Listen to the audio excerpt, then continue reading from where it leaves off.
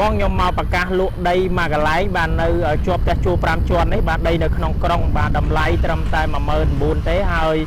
ជាមួយនឹងបងប្អូនមានលុយត្រឹម3000អីក៏អាចលក់បានដែរបាទសិតតែជាបន្ទប់ជួលតែម្ដងដោយសារតែវានៅតំបន់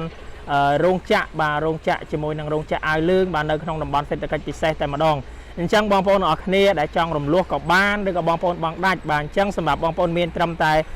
$8000អីក៏បងប្អូនអាចធ្វើការបង់រំលោះបានដែរបាទហើយសម្រាប់បងប្អូនទិញ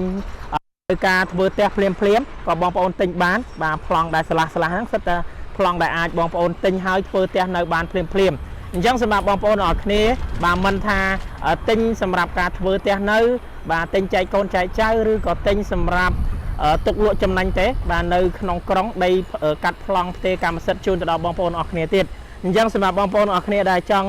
មកមើលដីបាទចង់មកដល់ទីតាំងបងប្អូនអាចធ្វើការទំនាក់ទំនងលេខទូរស័ព្ទឬក៏ឆាតចុះ page ដើម្បីទទួលបានព័ត៌មាននិងទីតាំងដើម្បីឲ្យបងប្អូនមកមើលដល់ទីតាំងមួយកន្លែងនេះជាក់ស្ដែងនៅក្នុងតំបន់សេដ្ឋកិច្ចពិសេសតែម្ដងបាទអរគុណ